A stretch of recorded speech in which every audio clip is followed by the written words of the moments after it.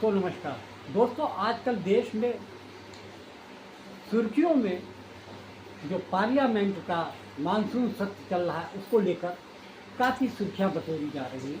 समाचारों में जो लोकसभा और राज्यसभा में इंडिया ब्लॉक के जितने भी दल हैं उनके सांसदों द्वारा केंद्र सरकार और ख़ास तौर से प्रधानमंत्री मोदी और शाह को लेकर जिस तरीके से इंडिया ब्लॉक के सांसद निशाने पे रखे हुए हैं, उसका मेन इशू यही है कि जो कॉकरोच जनता पार्टी का 20 जुलाई को जो संसद मार्ग पर जो प्रदर्शन था, मार्च निकालना था, उसको लेकर दिल्ली पुलिस की तरफ से जो एक्शन लिए गए वो काफ़ी निंदनीय है। इस बात को लेकर पूरे देश में क्या, संसद में क्या, देश दुनिया में इस चीज़ पर चर्चा चल रही है। क्या दिल्ली पुलिस ने जो बर्बरतापूर्ण लाठीचार्ज की लगी लाठियों से छात्रों की पिटाई, युवाओं की पिटाई, उसमें महिलाओं के साथ साथ बच्चों को भी उन हथियारों से मारा जो आज तक किसी भी प्रदर्शन के दौरान किसी भी स्टेट में पुलिस ने ऐसे हथियारों का उपयोग नहीं किया था। इतना ही नहीं, प्रदर्शन करने वालों के ऊपर इलेक्ट्रिक शॉक देने वाले यंत्रों का इस्तेमाल किया गया, पैलेट गन का इस्तेमाल किया गया, साथ में अश्रु गैस भी छात्रों और युवाओं पर छोड़ी गई। ये बिल्कुल लास्ट स्टेज होता है जब इन सब चीज़ों का प्रयोग किया जाता है। ख़ास तौर से पैलेट गन का इस्तेमाल तो बहुत ही रेयर कंडीशन में किया जाता है। इस बात को लेकर लोकसभा के नेता प्रतिपक्ष राहुल गांधी ने बहुत ज़बरदस्त हमला करते हुए युवाओं के समर्थन में, युवाओं पे हुए अत्याचार उत्पीड़न को लेकर जिस तरीके से लोकसभा में अपनी बात रखी और सीधे इस बात के लिए देश के गृह मंत्री अमित शाह को जिम्मेदार ठहराया और उन्होंने ये मांग की कि सदन में आकर प्रधानमंत्री मोदी और शाह नौजवानों पर हुए इस बर्बरतापूर्ण लाठीचार्ज के प्रति संवेदना व्यक्त करें और इस बात की जिम्मेदारी लें कि इस बर्बरतापूर्ण कायराना हरकत के लिए कौन जिम्मेदार है। तो उन्होंने उनके इस भाषण को लेकर लोकसभा स्पीकर ने उनको बोलने से मना कर दिया और विपक्ष ने, सत्ताधारी दल के सांसदों ने राहुल गांधी के भाषण पर जोरदार हल्ला करते हुए उनको चुप रहने पर मजबूर कर दिया। तो ये समझिए कि ऐसी उम्मीद तो थी कि संसद के दोनों सदनों में विपक्ष के नेता, सांसद और जिस तरीके से सरकार को घेरने की तैयारी कर रहे थे, उससे लग रहा था कि यह सेशन भी और सेशनों की तरह हंगामेदार रहेगा। ये बात और है कि वित्त सेशन के दौरान जिस तरीके से इंडिया ब्लॉक काफ़ी मजबूत था, उसके मुकाबले मानसून सत्र में उनकी शक्ति कुछ कम जरूर हुई। उसका कारण था कि टीएमसी को भारतीय जनता पार्टी, केंद्र सरकार और चुनाव आयोग ने जिस तरीके से कमज़ोर किया, उनकी पार्टी के 2 टुकड़े किए, उससे टीएमसी काफ़ी कमज़ोर हुई। लेकिन संसद के अंदर जिस तरीके से ममता बनर्जी की टीम ने संसद में दोनों सदनों में सरकार और प्रधानमंत्री मोदी शाह को जिस तरीके से अपने निशाने पर लिया, उससे लग रहा है कि अभी भी इंडिया ब्लॉक की जो मजबूती है संसद के दोनों सदनों में वो बाकायदा बरकरार है और ये साफ झलक रहा है कि सरकार विपक्ष के आगे घुटने टेकती नजर आ रही है। जो भारतीय जनता पार्टी और मोदी सरकार ये कहते नहीं सकती थी कि उनके शासन में, उनके राज्य में मंत्री पद से कोई इस्तीफा नहीं होता, उसी सरकार के तहत शिक्षा मंत्री धर्मेंद्र प्रधान का इस्तीफा लिया गया। तो आप इससे अंदाज़ा लगा सकते हैं कि भारतीय जनता पार्टी, एनडीए की सरकार इस समय काफ़ी दबाव में चल रही है।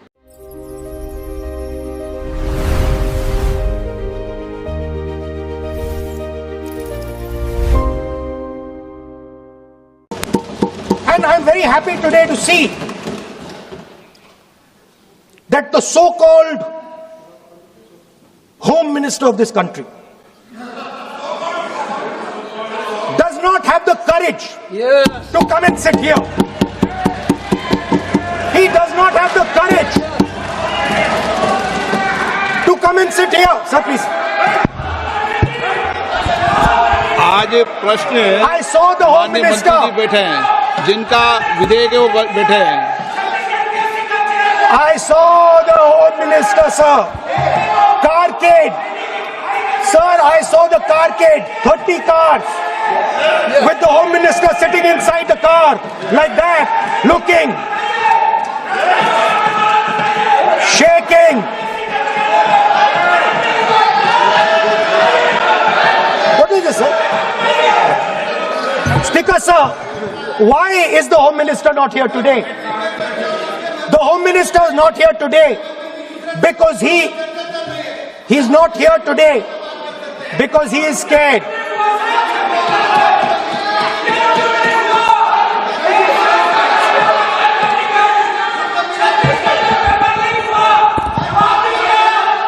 He is the Home Minister, sir.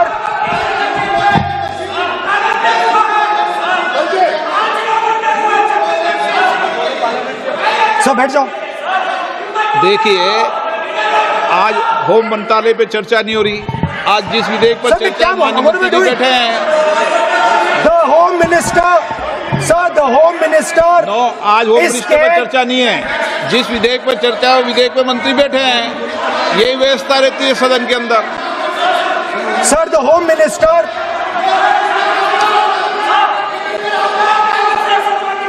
Sir, the Home Minister authorized the shooting of our students, sir. He put pellets into the blood of our students. He ordered the students of India. He gave the order to shoot people with pellet guns, to beat people with lathis with nails, to use electric batons on people, or he didn't know it was happening. If he didn't know it was happening, he's incompetent. And if he ordered it, he's culpable. There's no third possibility. He either ordered it or he has no idea what's going on in his ministry and he's incompetent. In either case, he has to go. लेकिन आप बंद कमरे में रह के बहुत दिन छुप नहीं सकते। एक दिन हम बाहर खींच के लाएंगे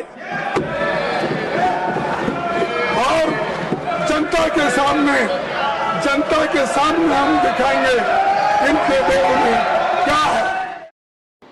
अब हम बात करते हैं राज्यसभा में। राज्यसभा में देखा जाए, कांग्रेस के जो अध्यक्ष हैं मल्लिकार्जुन खड़गे, जो कि सबसे वरिष्ठतम नेता और सांसद माने जा सकते हैं उम्र के हिसाब से, वो 80 साल से अधिक के उम्र के सांसद हैं। राज्यसभा में कांग्रेस के नेता प्रतिपक्ष हैं, लेकिन जो रौद्र रूप उनका मानसून सत्र में देखने को मिला, उससे हैरानी हो रही थी। हर कोई ये उम्मीद नहीं करता था कि मल्लिकार्जुन खड़गे भी सरकार पर इतना तीखा हमला कर सकते हैं। उन्होंने सीधे सीधे हमला किया देश के गृह मंत्री अमित शाह के ऊपर। उन्होंने कहा हमारे बच्चियां जो प्रदर्शन कर रहे थे, हमारे युवा, उनके प्रति केंद्र सरकार की तरफ से जिस तरीके से दिल्ली पुलिस ने उनके पर बर्बरतापूर्ण लाठीचार्ज किया, पहले गन से युवकों को मारा, इलेक्ट्रिक शॉक वाले उपकरणों से प्रदर्शनकारियों पे हमला किया, और सादी वर्दी में जो बर्बरता और दरिंदगी पुलिस कर्मचारियों ने की, वो काफ़ी नाकाबिले बर्दाश्त है। हम युवा शक्ति के सहारे देश के होम मिनिस्टर अमित शाह को एसी कमरे से बाहर निकालकर खींच के लाएंगे। इस बात को सुनकर भारतीय जनता पार्टी के सांसद और सरकार के अन्य मंत्री इतना बौखला गए कि वो मल्लिकार्जुन खड़गे पर जबरदस्त आक्रोश व्यक्त करने लगे, और लोकसभा स्पीकर, राज्यसभा स्पीकर भी इस बात को लेकर हैरान रह गए कि मल्लिकार्जुन खड़गे जैसा शांत, सौम्य और इतना वरिष्ठ नेता, भारतीय जनता पार्टी के बड़े नेता अमित शाह और देश के गृह मंत्री अमित शाह पर इतना तीखा हमला कर सकते हैं। तो अभी आप लोग छात्र आंदोलन से इतने डरते क्यों है? एक आंदोलन इस देश में हुआ है, बच्चों की मांग है और बच्चों की मांग है इस देश की शिक्षा व्यवस्था, इस देश के शिक्षा व्यवस्था में जो भ्रष्टाचार है वो रोकने की। लेकिन प्रधानमंत्री डर गए, गृह मंत्री डर गए, लापता है, हम ढूंढ रहे हैं। मैं तो एक फिल्म बनाने वाला हूं, लापता गृह मंत्री। बहुत सी फिल्में बनती है, कहां है गृह मंत्री? बार बार जो हर बात पर बयान देते हैं, हर बात का क्रेडिट लेते हैं, लेकिन इतना बड़ा आंदोलन हो गया, इतना बड़ा लाठीचार्ज बच्चों पर हो गया, पैलेट गन चल गई, लेकिन गृह मंत्री का एक बयान तक नहीं आया है। प्रधानमंत्री रात को 12 बजे बयान चाहता हूं जेपी नड्डा जी से, समझाइए अपने उस सांसद को। अभी तो उसको एक थप्पड़ पड़ा, सिर्फ 5 उंगली के निशान पड़े थे। अभी तो उसको एक थप्पड़ पड़ा, सिर्फ 5 उंगली के निशान पड़े थे।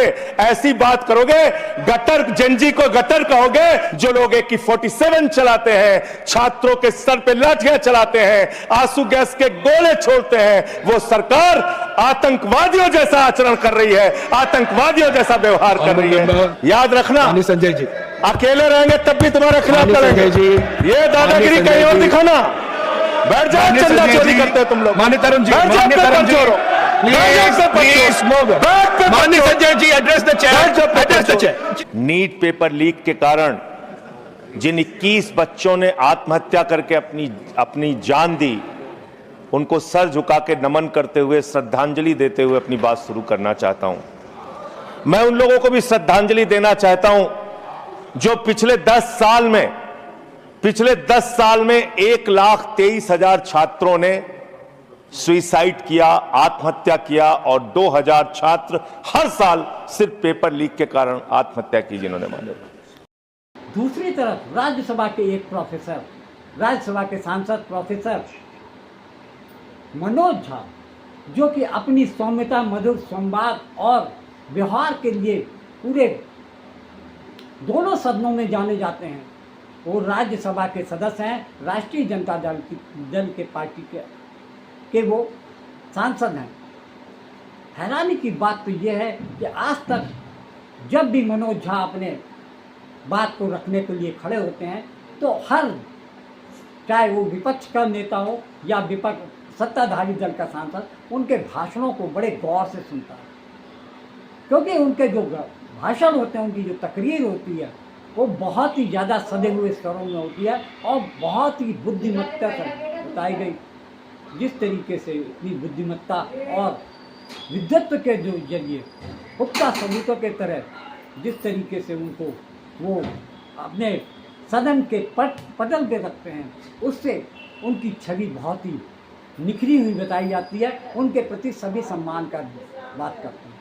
लेकिन ये समझिए कि जिस तरीके से भारतीय राष्ट्रीय जनता दल के सांसद, राज्यसभा सदस्य, वो ये बात बताने पर जिस तरीके से वो कह रहे थे, जिस तरीके से उन्होंने आज अपने भाषण में, पहली बार उनको भाषण में गुस्सा नजर आया और उन्होंने सरकार को चेतावनी देते हुए कहा कि माननीय, अभी तो एक ही मंत्री का इस्तीफा हुआ है, अगर सरकार या पार्टी या प्रधानमंत्री मोदी शाह अपने रवैये में सुधार नहीं लाते हैं तो अपनी बार सरकार चली जाएगी। इतना रौद्र रूप देखकर राज्यसभा सदन में जिस तरीके से शांति और चुप्पी साध गई, चुप्पी देखने को मिली, ये उम्मीद नहीं थी कि क्या ये वही मनोज झा हैं जो कि अपनी सौम्यता, सरलता और प्रबुद्ध वर्ग के बातों को रखते हैं। आज उनको समाज में फैली हुई जो विषमता को देखकर, युवाओं के ऊपर जो हमले होते देखकर उनका भी खून खौल उठा और वो अपने आप पे काबू नहीं रख सके। इस तरीके से मनोज झा ने अपनी आखिरी वाक्यों में सरकार को खुलेआम चुनौती। 18 में जब मैं आया इस सदन में, पुरानी बिल्डिंग में, पहला इंटरवेंशन मेरा था एनटीए के खिलाफ, क्योंकि मुझे मेरे कोलीग्स और स्टूडेंट्स ने रिप्रेजेंटेशन दिया था।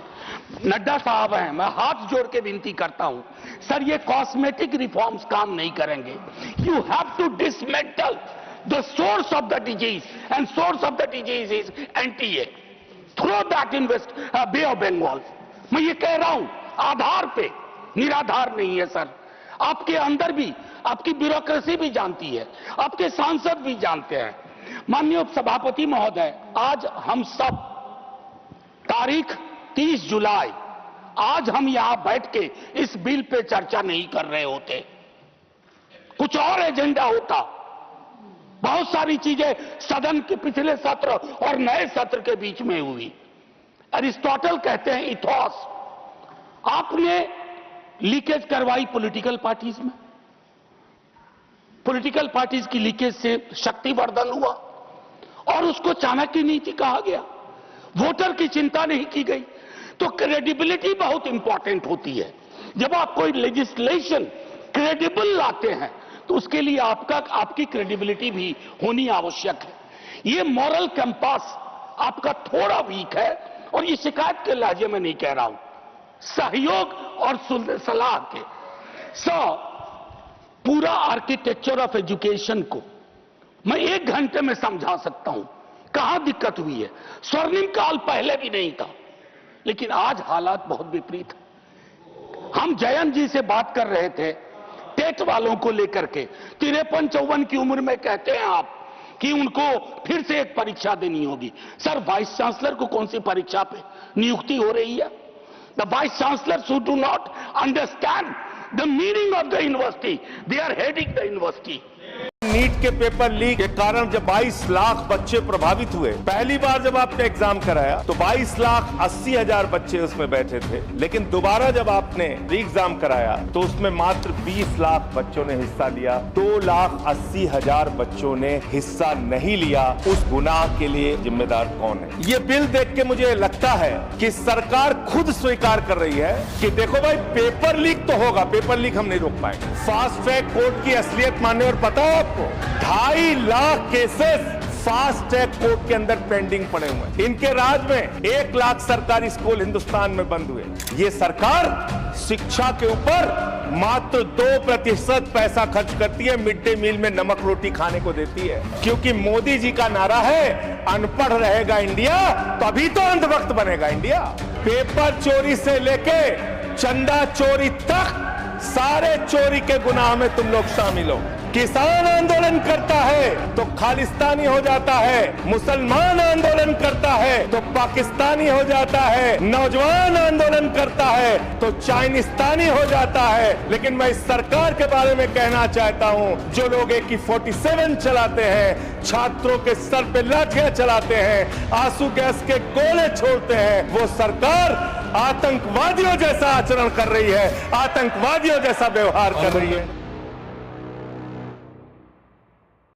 वैसे तो ये देखा जाता है कि इंडिया ब्लॉक में बहुत सारे ऐसे नेता हैं जो सदन में सत्र के दौरान अपनी भाषण शैली और विचारों से सदन को चौंकाया करते हैं। सबसे पहला नाम तो नेता प्रतिपक्ष राहुल गांधी का आता है, जो कि दोनों सत्रों, जो कि लोकसभा में अपने भाषण, अपनी जो